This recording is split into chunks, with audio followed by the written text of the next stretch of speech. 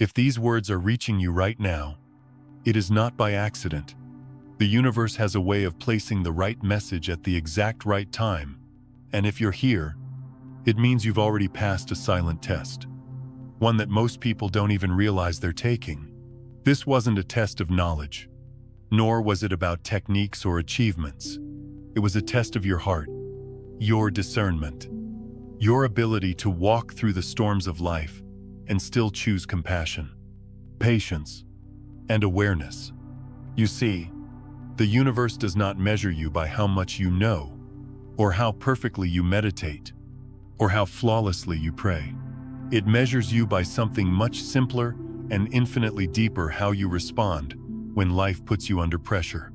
Do you choose kindness instead of judgment? Do you pause instead of reacting? Do you open your heart instead of closing it? Those are the moments that became the exam questions. And whether you realized it or not, every time you chose love over fear, every time you surrendered control instead of forcing your way, you were marking the answers that allowed you to pass. That's why you are here, listening now, because you've crossed a threshold that few people cross. Most remain caught in cycles of resistance, circling around their own defenses, trying to control reality as if it were something to be conquered. But you've touched something greater. You've allowed life to flow through you the way a river flows to the sea, not straining to run uphill, not fighting the rocks, but trusting that every turn has its own wisdom. And what happens after this passage is not a reward, but a recognition, the abilities, the insights, the synchronicities that begin to bloom in your life. These were never external gifts handed down from above. They were always within you, resting in a kind of quantum suspension, waiting for your consciousness to mature enough to handle them without distortion. Think of a child given a musical instrument. They might bang on it, making noise without melody. But place that same instrument in the hands of a master, and music pours out that can heal hearts. In the same way, your consciousness has reached the maturity to hold the instrument of creation responsibly. That is why you may have noticed reality itself beginning to bend in small but undeniable ways. Coincidences no longer feel like accidents. You think of someone, and they call you. You need guidance. And suddenly the right words appear. What used to feel like luck now feels like orchestration, as though life itself is conspiring on your behalf. This is not fantasy. It is the beginning of what researchers might call reality orchestration. Your consciousness has become tuned enough to interact with the intelligence of the universe, and the universe responds with precision, arranging conditions for your highest path. This is not about gaining power, it is about gaining responsibility. The power was always there. The responsibility is what's new, because now, what you think, what you feel, what you project, these things ripple out into the field with greater clarity. They shape not just your own life, but the lives of those around you. This is why humility becomes so important. This is why compassion is not optional. Without it, the same abilities that could uplift and heal would collapse under the weight of ego. And yet, the beauty of this path is that you no longer have to strain or struggle to create. Co-creation is no longer about forcing a dream into existence through endless affirmations or visualizations. It's about alignment. When your inner state resonates with truth, reality organizes itself around that vibration. It's like tuning a string on a guitar. When the note is right, the whole instrument hums in resonance. When your consciousness is aligned, life itself hums with you. This is why surrender matters. Not surrender as defeat, but surrender as release. Like unclenching your fist so you can finally hold the gift that has always been offered. When you stop trying to control the river, you discover it has been carrying you toward the ocean all along. And that ocean is not just your personal fulfillment. It is the collective evolution of humanity. The moment you passed the silent assessment was the moment the universe saw that your power would no longer be used only for yourself, but for the greater good. Now, The patterns that unfold in your life will look different. Relationships align effortlessly. Opportunities appear without manipulation. Insights flow without study. And your choices, often made in quiet intuition, lead to outcomes that serve not only you, but everyone involved. You have stepped into a new kind of navigation, one that doesn't rely on logic or control, but on resonance. You are navigating probability fields, sensing the paths that hold the highest potential, and naturally walking toward them. And yet, perhaps the most profound shift is this. You begin to see that these abilities are not about becoming extraordinary. They are about becoming natural again. This is how consciousness was always meant to function: connected, aware, in harmony with the field of life. The only thing that changed is that now, the barriers are lifting, the doors are open, and you stand as both a participant and a steward of this larger unfolding. So if you've felt lately that invisible walls are dissolving, if you've sensed a lightness where once there was heaviness, trust it. This is not your imagination. This is your consciousness stepping into coherence with the universal intelligence that has always been waiting. It is a moment of recognition, not achievement. You don't need to chase it or prove yourself worthy of it. You need only allow it. The invitation now is simple. Live as if you are trusted by the universe, because you are. Live as if every thought and feeling carries weight, because it does. And live as if your life is not just about you, but about all of us, because that is the truth of our shared field. This is the awakening, not a dramatic explosion of light, but a quiet recognition that you are always more than you believed. And the more you lean into that truth, the more the world around you begins to reflect it. You've already passed the test. Now the journey is to embody what has been unlocked, to walk gently, to love deeply, and to allow the intelligence of the universe to sing its music through the instrument of your being. 1. Coherent manifestation. There comes a moment in every life when you begin to realize that the universe is not indifferent to you. It is not a silent backdrop against which your story plays out. It is a living field, sensitive to every vibration, every intention, every quiet movement of your heart. Coherent manifestation is the name some researchers give to this phenomenon, but those who have lived it know it as something far more intimate, the feeling that life itself has begun to breathe with you. When your intention arises from a place of purity, not from fear, not from grasping, not from the endless hunger of the ego, something remarkable happens. Reality reorganizes itself around that vibration. It is as if the very fabric of existence leans in to listen, and then responds with uncanny precision. You no longer feel like you are pushing against the world, fighting for every inch, trying to control or prove. Instead, things begin to fall into place naturally, like rivers that no longer resist the pull of the ocean, but flow into it with grace. The shift from forcing to allowing. Many of us spend years, sometimes decades, caught in the cycle of forcing. We try to bend reality to our will. We make lists, affirmations, strategies, and plans, hoping that by sheer mental effort, we can carve out the life we desire. And sometimes it works, but it feels exhausting, doesn't it? Like carrying water in your hands, always slipping through your fingers no matter how tightly you grip. But coherent manifestation asks nothing of that strain. It invites you to lay down the burden of control and discover something deeper: alignment. When you are aligned with truth, with authenticity, with the quiet knowing of your heart, manifestation is no longer about effort. It is about resonance. It is the difference between trying to shout across a canyon and standing in a place where your voice naturally echoes back to you. How the universe responds. Think of the moments in your life when everything seemed to fall into place without explanation. You thought of someone, and the phone rang. You walked into a room, and the answer to your question was waiting in a stranger's words. You longed for clarity, and then a book fell into your lap, or a song on the radio spoke directly to your soul. These are not coincidences. They are the whisper of coherence. They are signs that your inner state is no longer fragmented, no longer sending out mixed signals of fear and desire.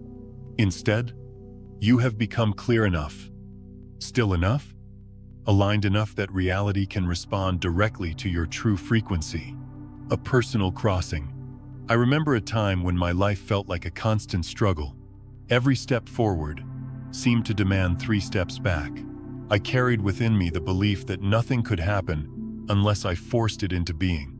And then one day, in the middle of deep exhaustion, I stopped.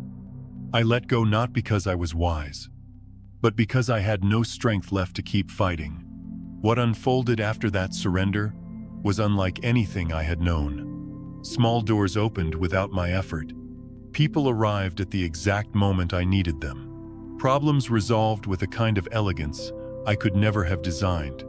And I realized, perhaps for the first time, that manifestation was never about controlling the universe. It was about becoming coherent within myself. The universe did not need to be pushed. It needed to be met. The role of purity. Purity, in this context, is not about moral perfection. It is about simplicity. It is about the heart's true desire, stripped of all the noise of ego. When you act from purity, you are not asking for things to inflate your sense of self. You are not seeking to control others or prove your worth. You are simply aligning with what is real for you, and the universe knows the difference. It responds to purity with immediacy, because purity is resonance itself. It is like striking a tuning fork. The sound vibrates through the whole instrument. When you are pure in your intention, your life becomes that tuning fork, and the world begins to hum with the same note. The quiet power of coherence. What makes coherent manifestation so powerful is also what makes it so quiet. It does not shout. It does not demand. It simply unfolds. You do not need to stand on a mountaintop and declare your will. You do not need to chant endlessly or visualize until you are weary. Coherence arises when your inner world is in harmony, when your thoughts, feelings, and actions are no longer at war with each other. Imagine a choir where every singer is out of tune, chaotic, painful, disconnected. Now imagine those same voices finding harmony, every note resonating together.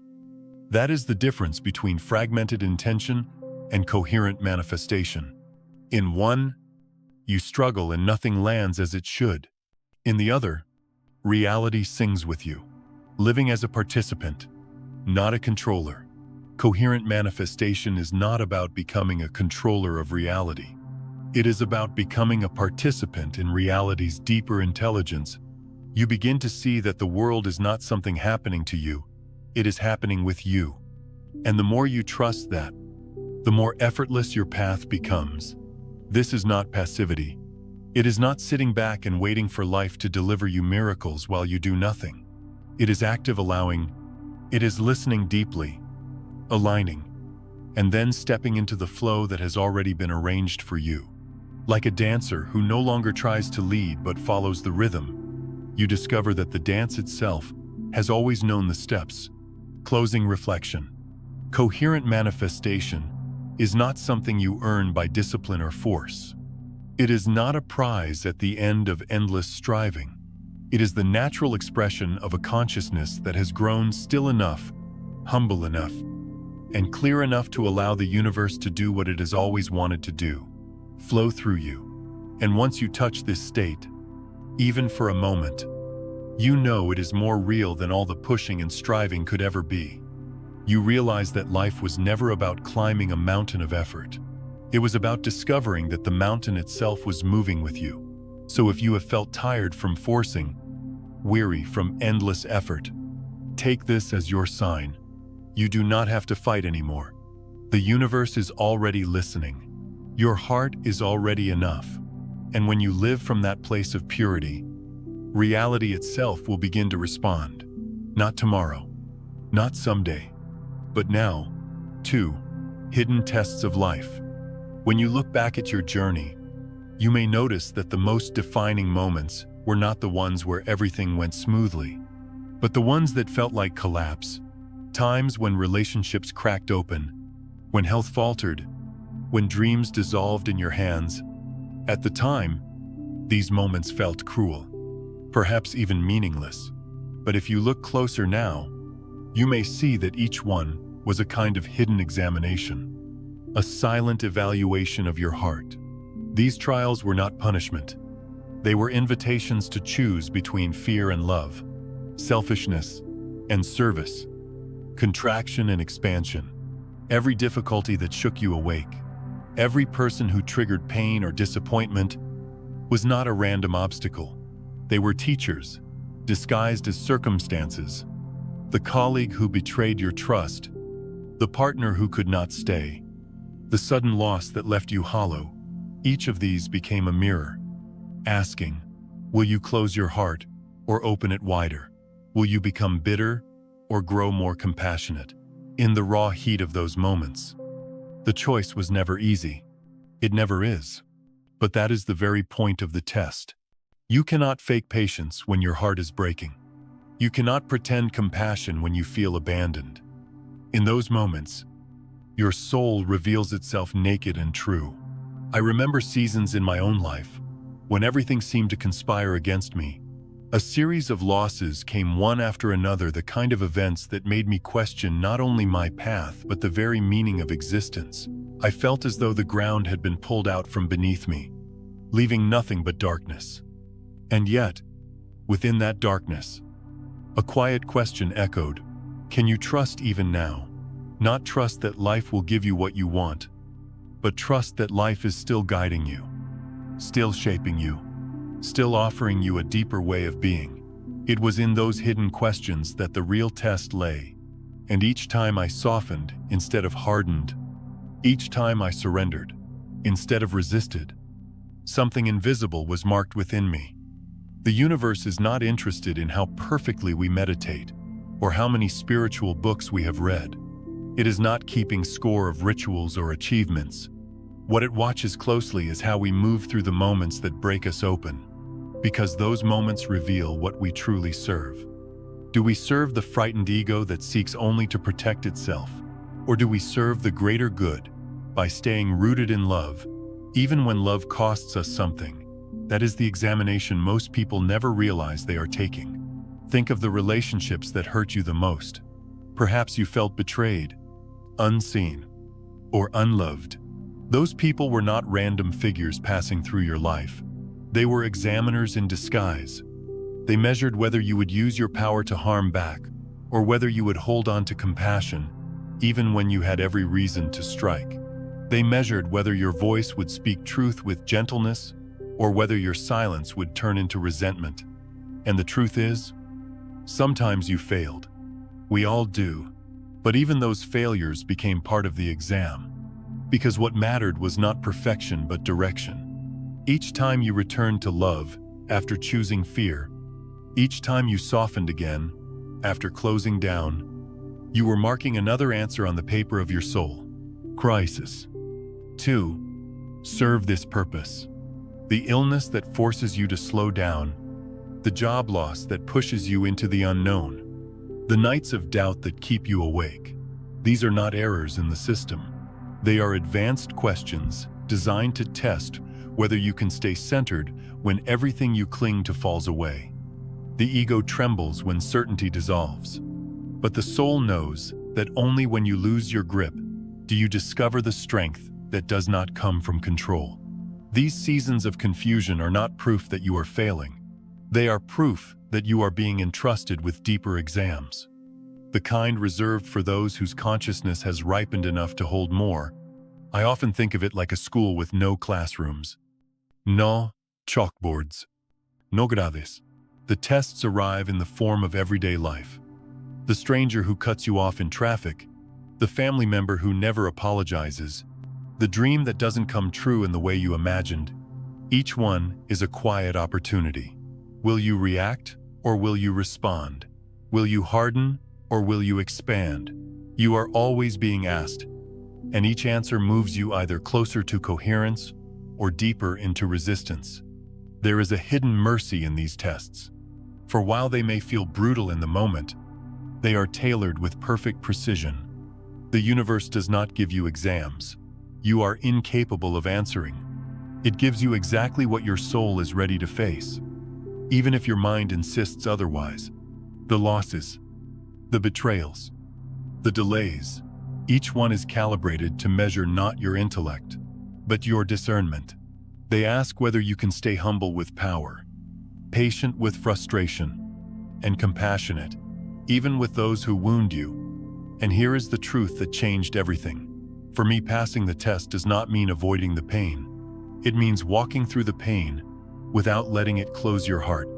It means allowing the wave to crash over you, not because you are powerless, but because you have learned that the wave is carrying you somewhere deeper. You don't have to enjoy the difficulty. You don't even have to understand it in the moment.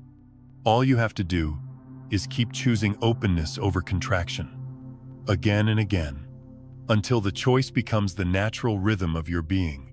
When you see life this way, even your darkest seasons begin to shine with hidden meaning. The breakup, the illness, the failure, the loss, each one was a sacred exam paper placed in your hands. And every time you chose love when fear would have been easier, you wrote an answer that could never be erased. These choices accumulate quietly, building a foundation of trust between you and the universe. And one day, you realize that the exam is no longer something outside of you. It has become your very way of living. Life no longer feels like a series of random hardships, but like an ongoing dialogue with an intelligence that is shaping you into someone capable of carrying light. So if you are in the middle of a trial right now, take heart. You are not being punished. You are being asked. You are being measured not for worthiness, but for readiness. And the question is always the same. Will you let this close you? Or will you let this open you? Choose openness. And you will discover that every hidden exam was never about passing or failing. It was about remembering who you truly are. 3. Probability field navigation. There is a moment in awakening when you realize the future is not a single line stretching out before you. It is not a train track, rigid and predetermined, dragging you toward a destination you cannot escape. Instead, you begin to sense that reality is more like a vast field of pathways, countless trails branching in every direction. Each choice, each intention, each vibration of your heart opens one path and gently closes another. And suddenly, life no longer feels like fate pressing down on you. It feels like freedom expanding around you. This is what it means to navigate the probability field. Your consciousness is no longer bound to the old story that says this is the way it must be. Instead, you feel not with the mind, but with a deeper sensitivity that multiple futures exist simultaneously, like pages in a book already written. Each possibility waits for the moment your awareness turns toward it.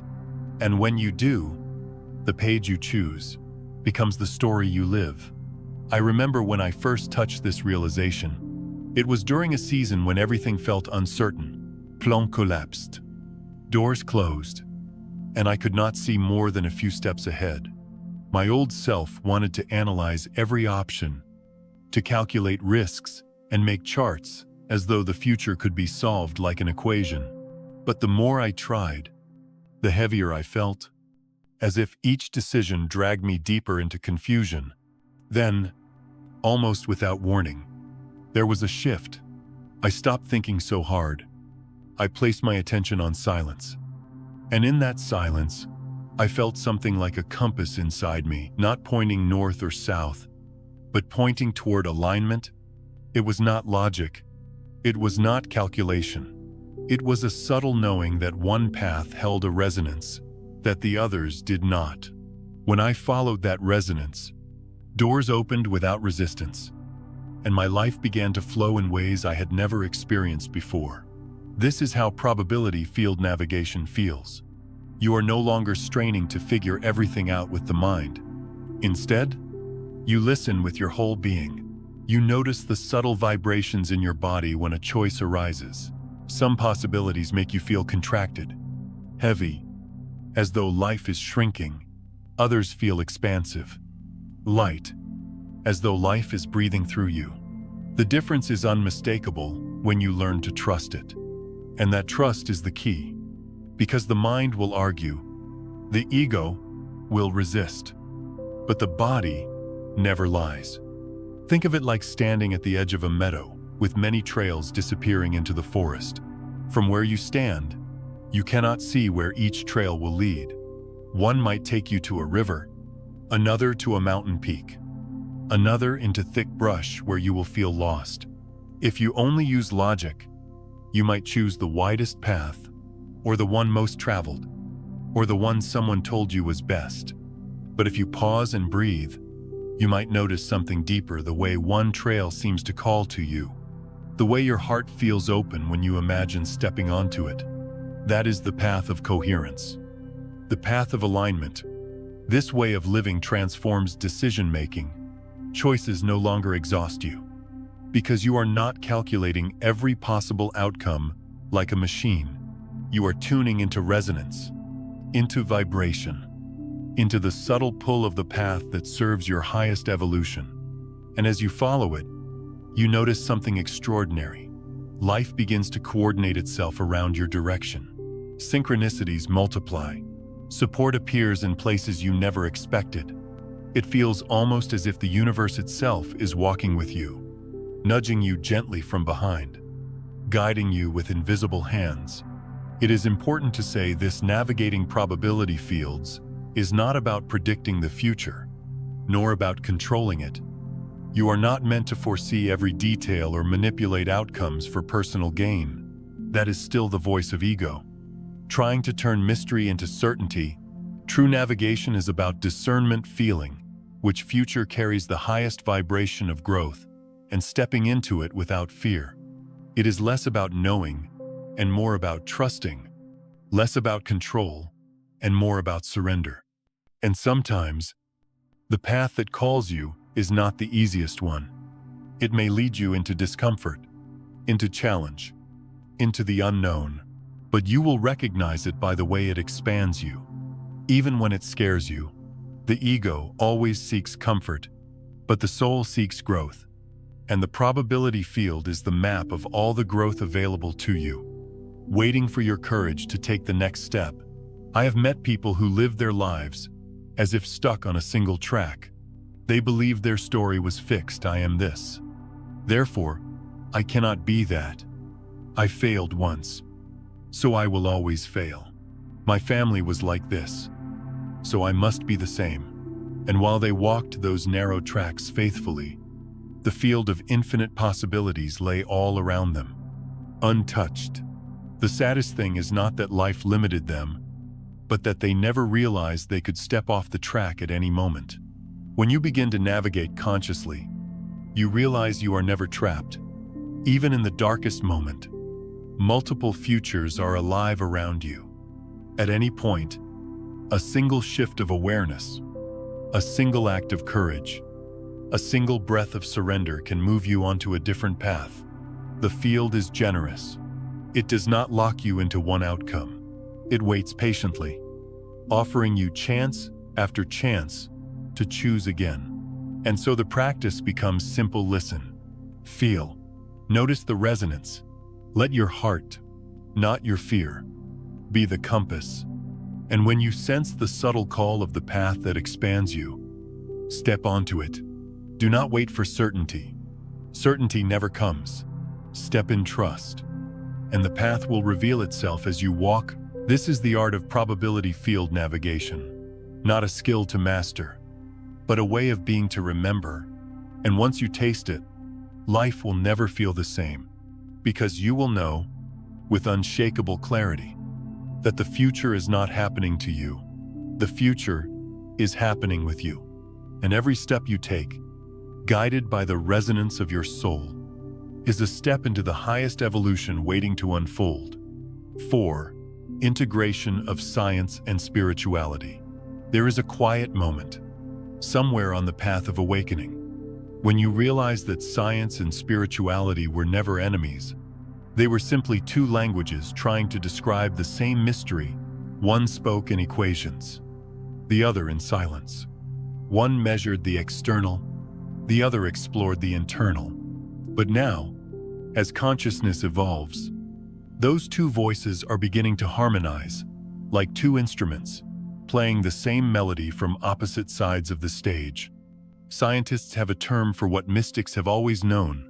They call it quantum coherence, a state in which different parts of a system begin to resonate together, sharing information instantly, not through physical contact, but through an invisible field of connection. And if you've ever sat in meditation and felt your whole body pulse with energy, or sensed a quiet intelligence moving through you, you've touched that field. You've experienced what researchers call quantum integrity, the nervous system reorganizing itself to handle higher frequencies of awareness. When this begins to happen, it can feel strange at first. You might notice waves of warmth flowing through your body for no reason.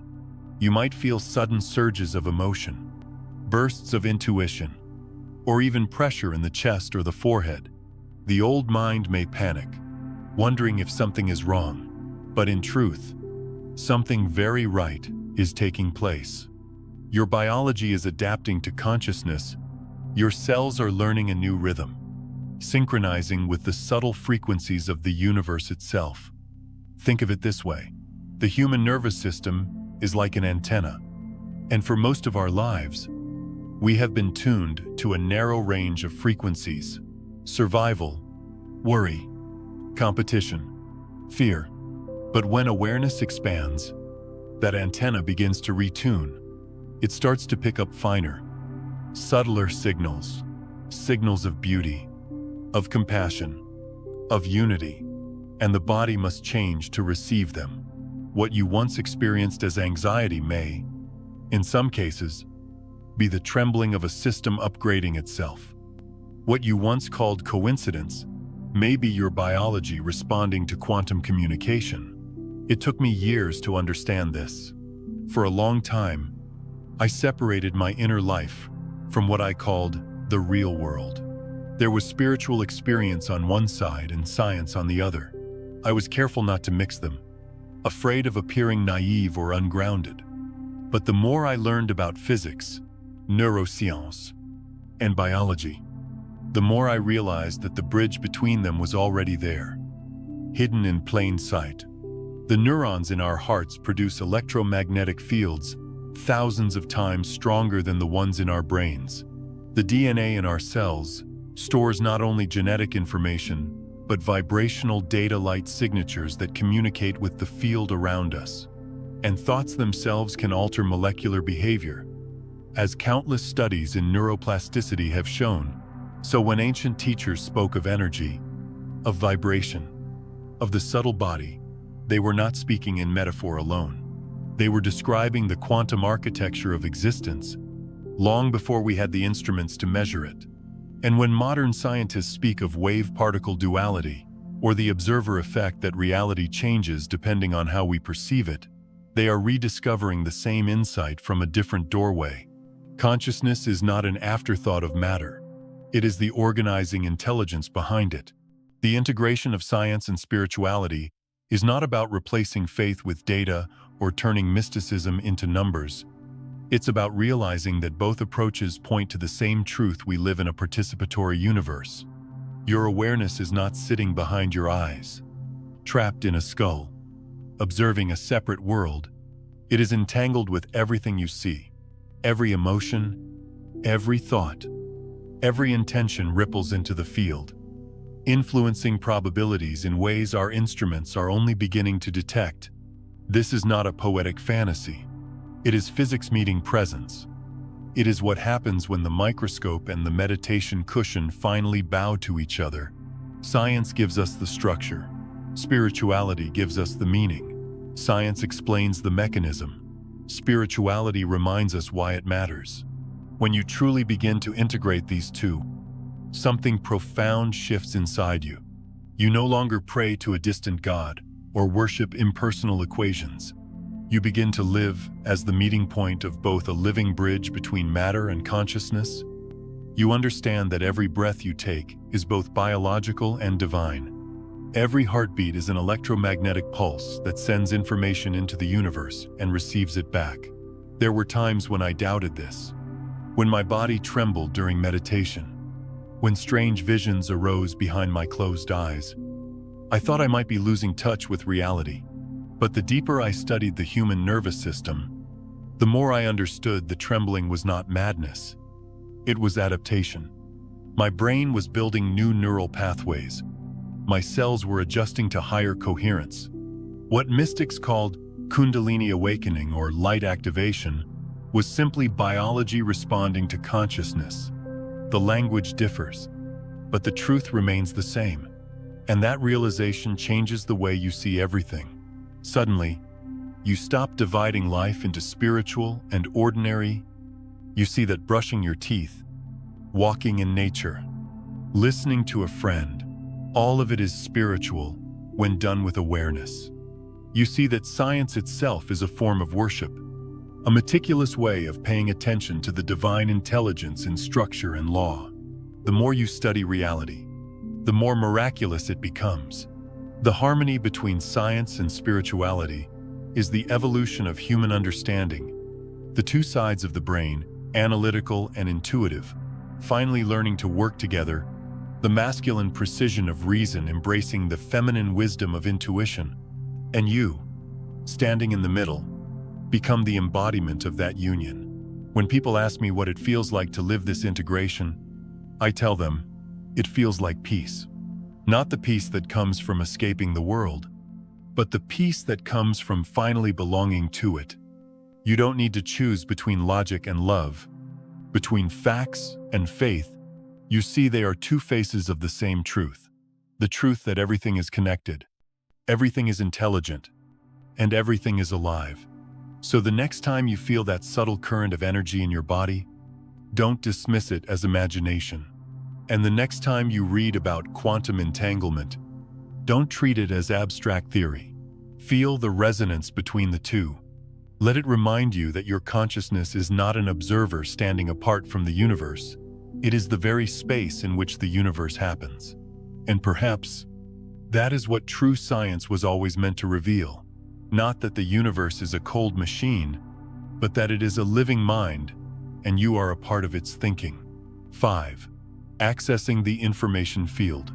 There comes a time when knowledge stops being something you collect and starts becoming something that flows through you. You no longer reach for books, teachers, or endless searching outside yourself, at least not in the same way. Instead, you begin to notice that answers appear the moment you need them, as if existence itself is whispering guidance through the fabric of reality. This is what it means to access the information field, not as a mystical achievement, but as a natural unfolding.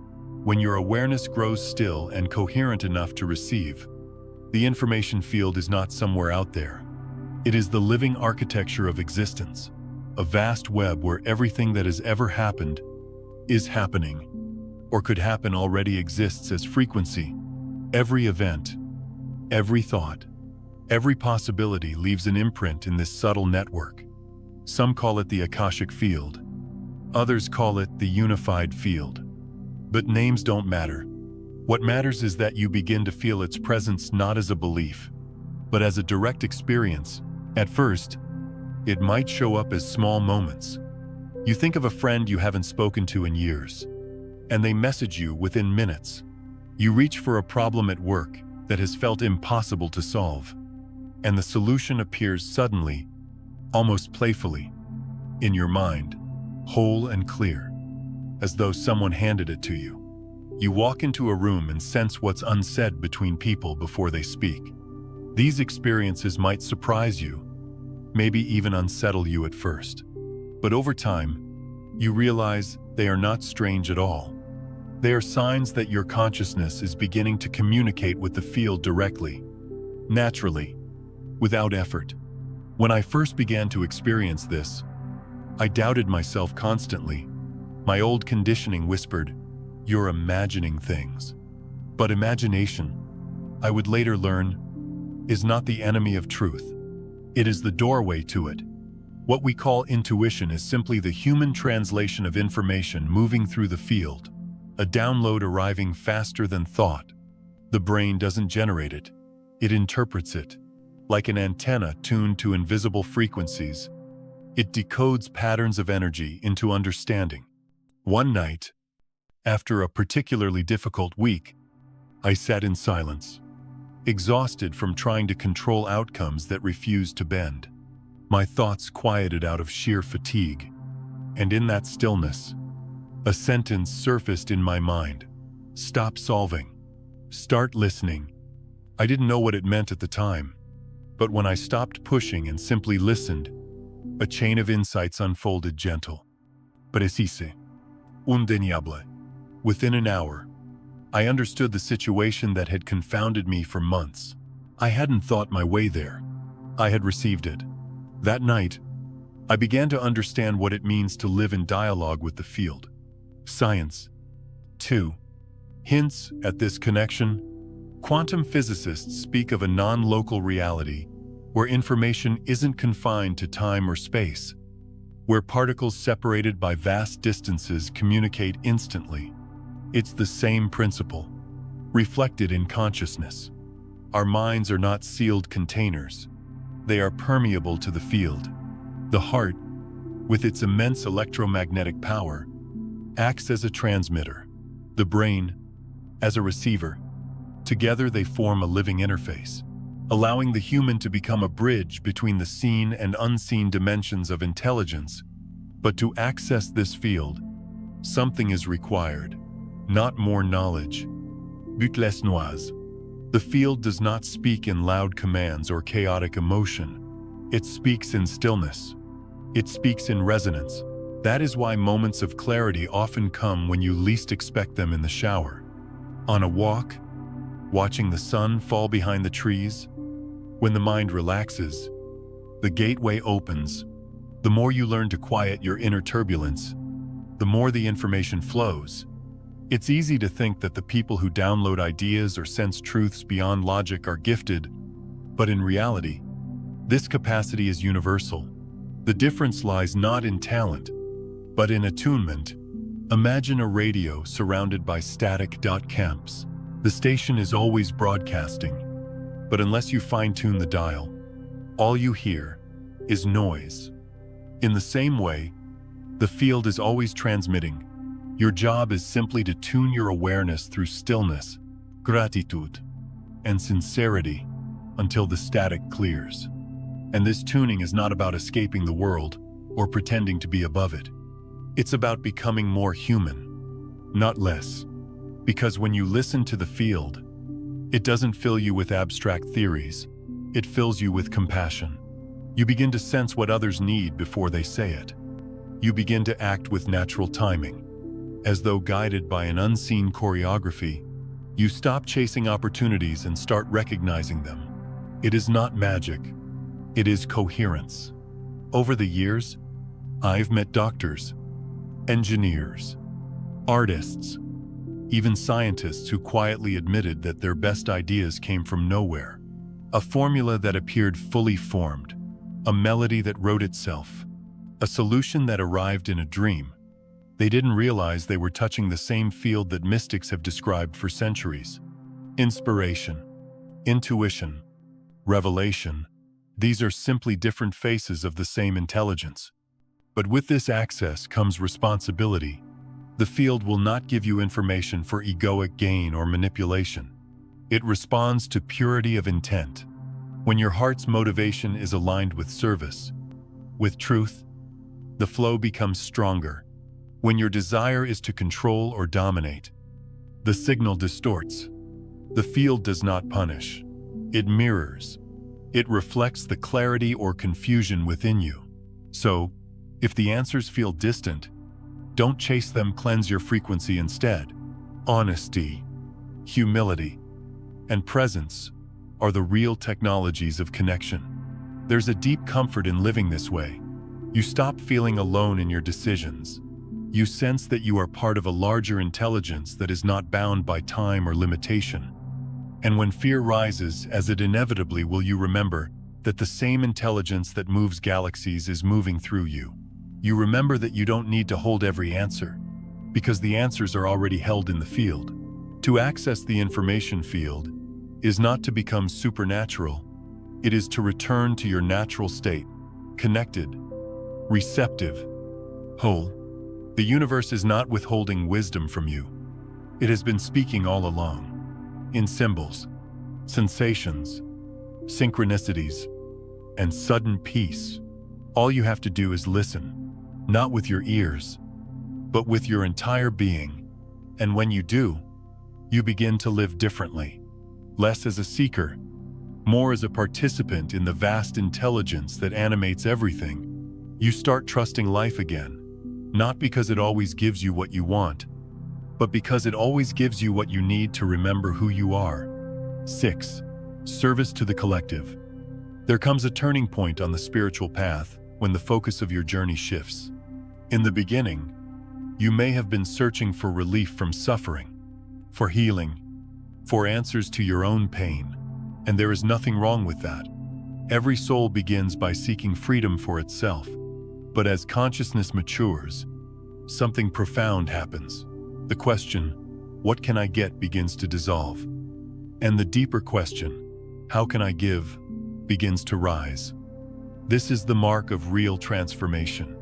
This is the sign that the power moving through you is no longer bound by the ego's grasp, but is flowing naturally into service for the whole. True service does not begin as an obligation. It does not come from guilt or from trying to be a good person.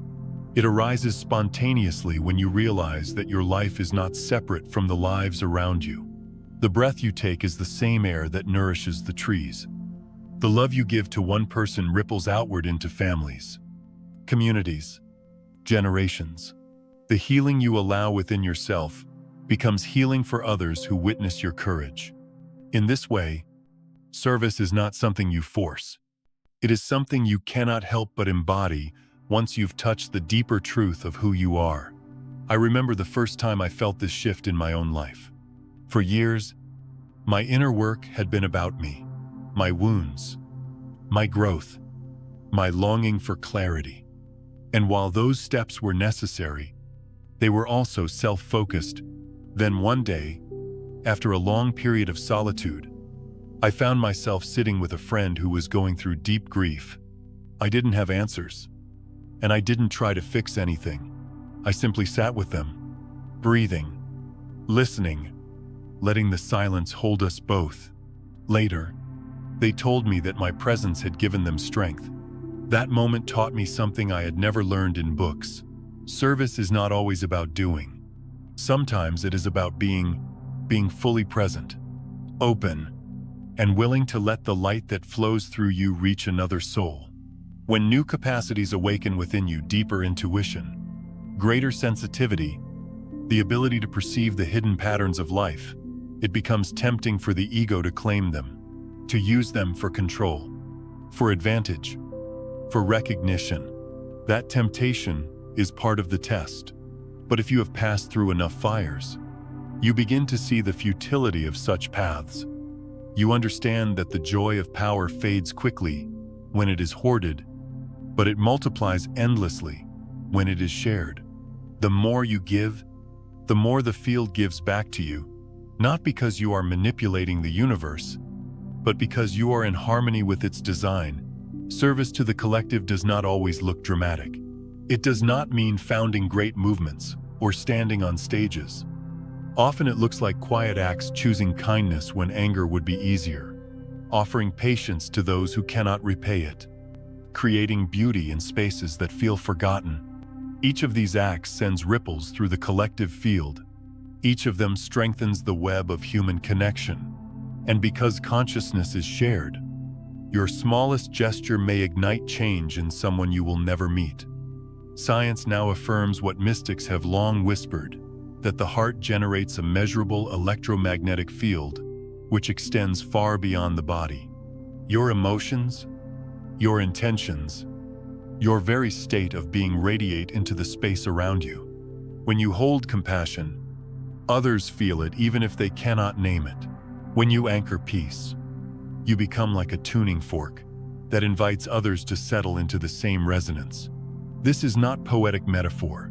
It is biological and energetic fact, which means that every time you choose to embody love rather than fear, you are literally serving the collective nervous system of humanity. But service does not mean self-sacrifice in the old sense. It is not about abandoning yourself to please others, or neglecting your needs in the name of duty. Real service flows from fullness, not from depletion. It is the natural overflow of a soul that has remembered its wholeness. When you are aligned with the field, giving does not drain you, it nourishes you. You find joy in lifting others, because in truth, there are no others. Every act of service is an act of honoring the shared body of which we are all a part. In times of despair, it is easy to believe that one person cannot change much. But think of how a single candle can change a room. Darkness does not fight with light. It simply disappears when light is present.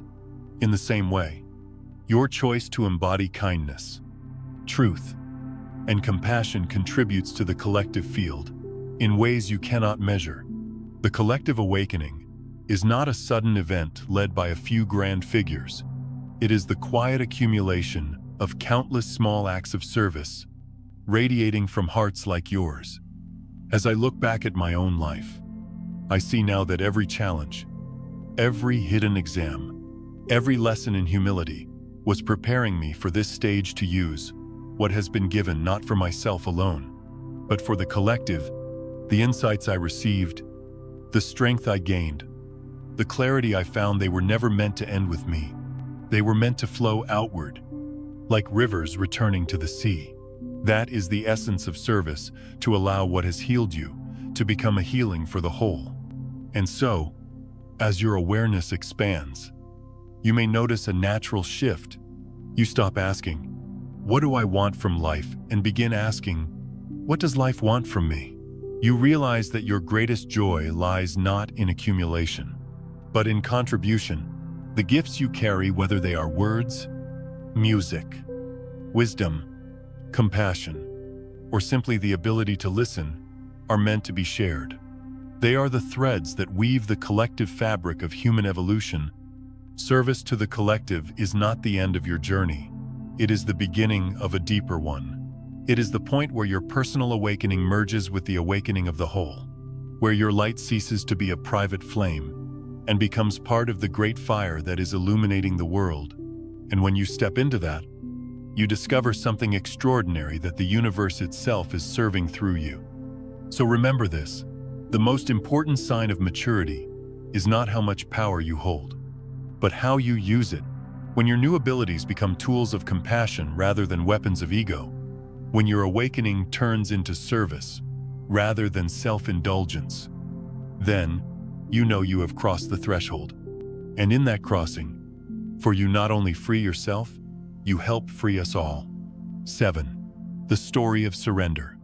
There is a paradox in the journey of awakening that few of us truly understand, until life itself forces us to face it. The final doorway often appears at the very moment when everything seems lost. You spend years striving, searching, building, holding your life together with clenched fists, convinced that the next effort, the next achievement, the next breakthrough will deliver you into freedom. And then, one day, the structure collapses, the plans unravel, the strength you relied on abandons you. What you thought was the end of your path is revealed to be the beginning of something far greater, not because you conquered, but because you surrendered. I knew someone who walked through such a collapse. Their life had been carefully constructed, built on ambition and willpower. For years, they carried themselves with determination, pushing forward through obstacles, convincing themselves that resilience meant never bowing, never breaking. But life has a way of teaching us that true strength is not the absence of breaking. It is what happens when we finally allow ourselves to bend. When the losses came all at once, the ending of a relationship, the loss of work, the crumbling of health they could no longer force their way through. And in that unbearable moment, when resistance served no purpose, they chose something radical. They let go. Surrender is often misunderstood. Many think it is weakness, a kind of resignation or defeat. But in truth, surrender is the bravest act of all. It is standing naked before life, stripped of control, and saying, "I will not fight you anymore. Teach me." It is opening the heart when the mind insists on closing. It is choosing compassion, even when bitterness would be easier. And in that openness, something extraordinary begins to happen. The energy once wasted on resistance flows back into presence.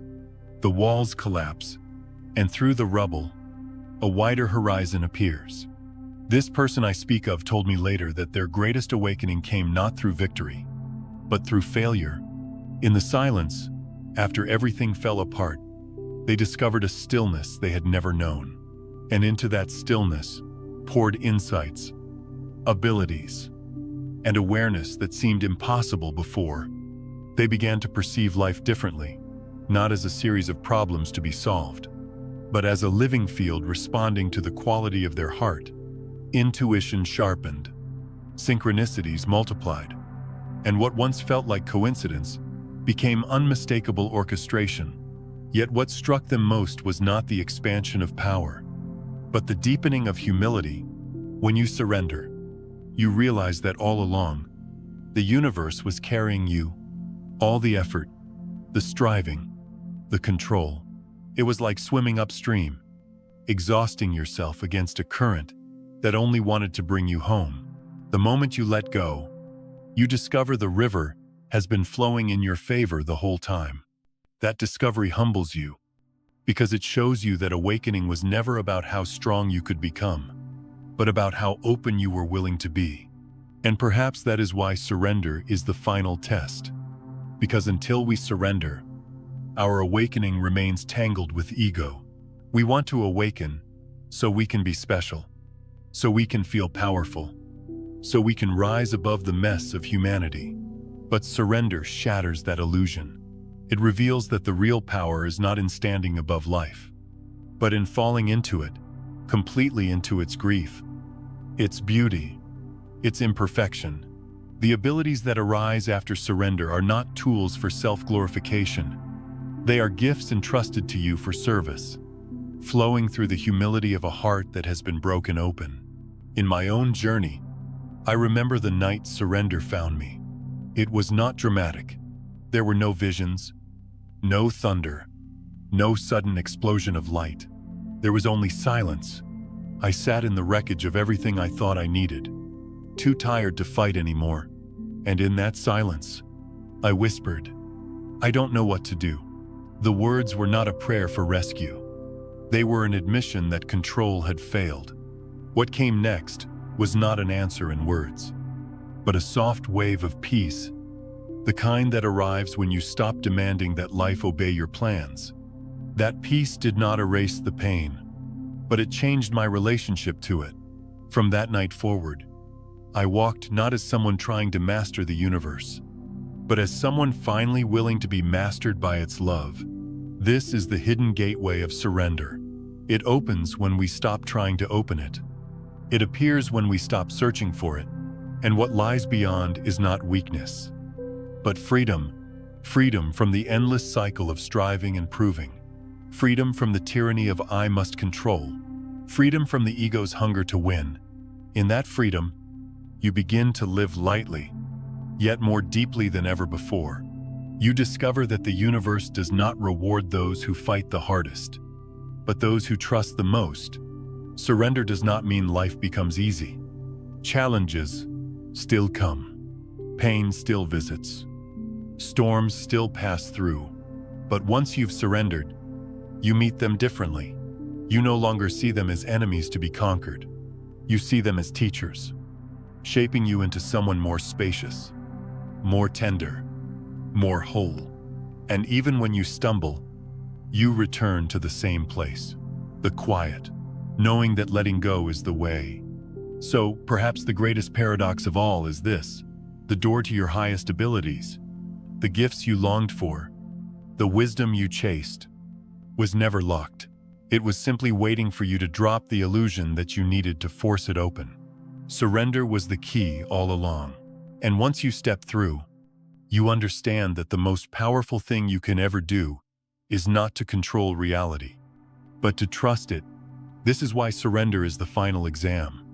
Not because it makes you victorious in the eyes of the world, but because it makes you available in the eyes of the universe. Available for love to flow through you. Available for wisdom to guide you. Available for power to be entrusted to you without corruption. It is in surrender that you graduate from the school of ego and enter the freedom of soul. And so, if you find yourself at the edge of collapse, remember this: you are not failing. You are being invited into the deepest doorway of all. The collapse is not your ending. It is your initiation. Choose compassion. Choose openness. Let go. And in that letting go, you will find that the universe was never asking you to fight, only to trust. Living as the light of the collective. Crossing the threshold of the universal test was never about becoming someone extraordinary. It was never about proving yourself to a distant god or collecting spiritual trophies to show the world. The true purpose was always much simpler, much more profound: to remember what you already are, a spark of infinite intelligence, carrying within you the responsibility and privilege of co-creating with the whole. We often spend so much of our lives trying to prove our worth, striving to be recognized, grasping for evidence that we matter. And yet, the moment you awaken to your real nature, all of that striving begins to fall away. You see that there is nothing left to prove, because you were never incomplete. You were never lacking. The power you longed for, the clarity you chased, the worthiness you doubted, they were already present, woven into the very fabric of your being. The universal test was not given to you to measure your value. It was given to reveal it. Now that you have passed through it, you are invited to live differently. You are invited to stop grasping at life as if it owes you something, and instead to relax into life as if it is unfolding with you. Imagine the difference between someone fighting the current of a river, exhausting themselves with every stroke, and someone lying back, letting the water carry them. The destination is the same, but the experience is entirely different. Passing the universal test is like learning to float. You discover that the river has been guiding you all along, and your task is not to control it, but to trust it. From this moment forward, the journey is no longer about climbing higher or running faster. It is about becoming more present, more attuned, more willing to let life lead. You don't need to force doors open, because the right ones will swing wide when the time comes.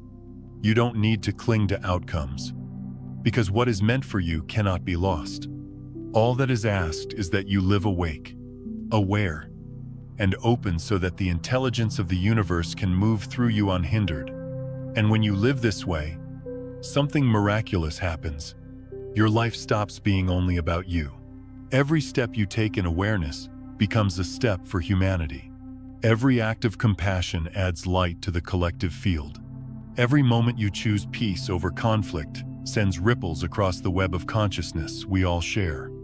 You may think of yourself as one small person, but in truth, the vibration you hold resonates far beyond your skin. When you embody awakening, you become like a tuning fork for the world. Your presence invites others to awaken too. This is the hidden power of your journey, that the transformation you experience within yourself is never just personal. It is planetary. It is collective. When even one individual begins to live in truth, it alters the field for everyone. Think of a single candle in a dark room. The flame does not ask permission to shine. It simply shines, and the darkness yields. In the same way, your awakening is not only for you, it is for us all. And so I say this with the deepest sincerity. Let this moment be your confirmation. Let it be your quiet declaration to the universe that you are ready. Not ready in the sense of having mastered every lesson or perfected every flaw, Ready in the sense of willingness, willing to live as who you truly are, willing to allow life to move through you, willing to let go of control and let the intelligence of the cosmos guide your steps. That willingness is enough. It always has been. I know how heavy the journey can feel. I know what it means to walk through seasons of despair, to wonder if the light will ever return. But I also know this: the light never left. It was waiting for you to stop searching outside and recognize it inside. Passing the test is not about escaping the darkness, but about carrying light into it. It is about walking with compassion through the very places that once terrified you, and discovering that those places can be transformed. So here, at the end of this journey and the beginning of another, I invite you to breathe differently. Breathe not as someone struggling to survive, but as someone participating in creation itself. Feel the quiet power in your chest, the rhythm of your heart, the pulse of life that connects you to everything. Know that this pulse is not yours alone. It is the drumbeat of the universe, echoing through you, reminding you that you belong to something vast, something sacred, something eternal. From now on, your task is simple, though not always easy. Live in coherence with that truth. Speak words that carry light. Walk paths that honor love. Act not from fear, but from the recognition that you are part of the great unfolding of humanity's evolution. And when you stumble, because you will return gently to awareness, again and again. This is not about perfection. It is about presence. And remember, one awakened soul can shift an entire room. One compassionate choice can change the trajectory of another life. One act of courage can ripple across generations. Do not underestimate what it means to live awake. It is the greatest gift you can give to yourself, to those you love, and to the world we all share. You have passed the test. The universe has recognized you. Now, step into your life with humility, with clarity, and with love. For in your awakening, the world begins to awaken too. And together, we will remember the truth that has always been waiting for us, that we are not separate sparks lost in the void, but flames of one eternal fire here to illuminate the path home for each other.